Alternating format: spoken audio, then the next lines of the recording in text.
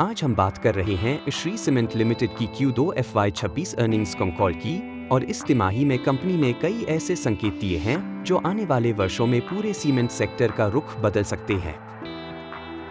Call की शुरुआत में कंपनी के मैनेजिंग डायरेक्टर ने कहा कि पिछले क्वार्टर में भारत सरकार ने एक बहुत बड़ा फैसला लिया, सीमेंट पर GST को 28% से घटाकर 18% करना। इसे मैनेजमेंट ने ट्रांसफॉर्मेशनल कहा और माना कि लॉन्ग टर्म में इससे सीमेंट की मांग में बहुत बड़ा उछाल आएगा। कंपनी ने इस GST कट का पूरा लाभ ग्राहकों को दे दिया है, यानी प्राइसिंग में जो भी बदलाव हुआ वह सिर्फ GST से संबंधित था। मार्जिन बढ़ाने के लिए कोई आर्टिफिशियल प्राइस इंक्रीज नहीं किया गया। अब आते हैं नंबर्स पर। कंपनी की सीमेंट सेल्स इस क्वार्टर 6.8% युवाई बढ़कर 7.9 मिलियन टन हो गई। रियलाइजेशन पर टन 4,451 रुपए से बढ़कर 4,840 रुपए हो गया, जो एक बड़ा उछाल है। इसका कारण प्रीमियम सीमेंट की बढ़ती बिक्री है। पिछले साल जहां प्रीमियम शेयर 15% था, वहीं इस बार यह 21% पहुंच गया। एबिटा 582 रुपए करोड़ से बढ़कर 851 रुपए करोड़ हो गया, यानी लगभग 46% की जबरदस्त वृद्धि। एबिटा पर टन भी 772 रुपए से बढ़कर 1,105 रुपए हो गया, जो इंडस्ट्री में सबसे हेल्दी नंबर्स में से एक है। सिक्वेंशियली वॉल्यूम्स मॉनसून सीजन की वजह से 12% गिर गए, लेकिन इसके बावजूद कंपनी रियलाइजेशन मेंटेन करने में सफल रही। यह इस बात का संकेत है कि श्री सीमेंट अपनी वैल्यू ओवर वॉल्यूम स्ट्रैटेजी पर अडिग है और बाजार में अपनी प्राइसिंग पावर को मजबूत कर रही है। अब UAE ऑपरेशंस पर आते हैं। यह कंपनी के लिए इस क्वार्टर की सबसे बड़ी हाईलाइट रही। UAE यूनिट ने अपना बेस्ट एवर क्वार्टरली परफॉर्मेंस दिया। सेल्स पिछले साल 9.87 लाख टन से बढ़कर 13.1 लाख टन हो गई और एबिटा 158% बढ़ गया। मैनेजमेंट ने UAE में 3 मिलियन टन की नई ग्राइंडिंग मिल लगाने का निर्णय लिया है, क्योंकि डिमांड बहुत मजबूत है और कंपनी अब क्लिंकर बेचने के बजाय उसे सीमेंट में कन्वर्ट करके बेचने की योजना बना रही है। डोमेस्टिक ऑपरेशंस में भी कई बड़े एक्सपेंशन पूरे हुए। राजस्थान के जैतारण में 3.65 मिलियन टन का नया क्लिंकर यूनिट चालू हो गया है और 3 मिलियन टन की ग्राइंडिंग मिल भी बहुत जल्द कमीशन होने वाली है। कर्नाटक के कोडला में 3 मिलियन टन का नया इंटीग्रेटेड प्रोजेक्ट भी इसी क्वार्टर ऑपरेशनल हो जाएगा।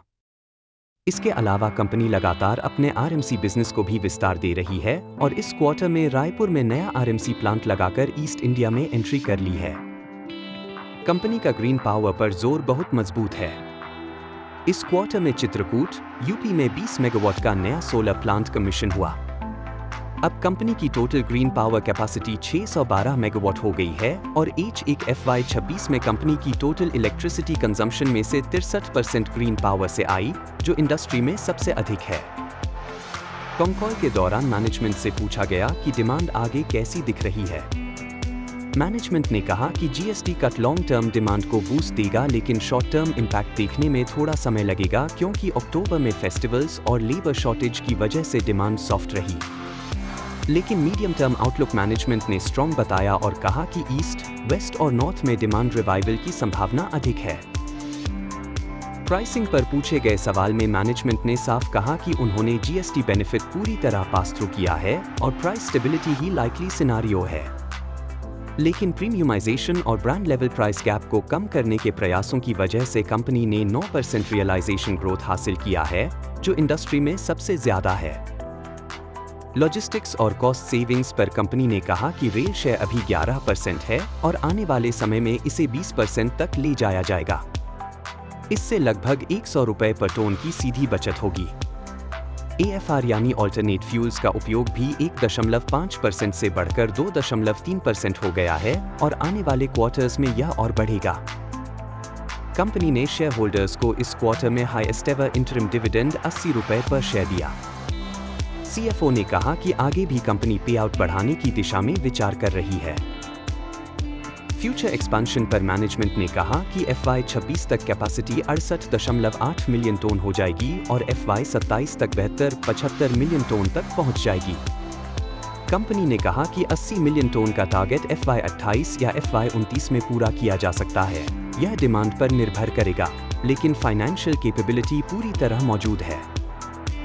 कुल मिलाकर श्री सीमेंट का यह quarter strong pricing, strong UAE performance, premiumisation, green energy and operational discipline का क्वार्टर रहा। एबिटा पर टोन इंडस्ट्री में टॉप ब्रैकेट में है और कंपनी ने साफ कहा है कि वैल्यू ओवर वॉल्यूम स्ट्रैटेजी आगे भी जारी रहेगी। अगर आपको यह एनालिसिस पसंद आया हो तो वीडियो को लाइक करें और कमेंट करें कि अगला कॉल किस कंपनी का ब्रेकडाउन लाए। अंत में, यह वीडियो सिर्फ एजुकेशन पर्पस से है।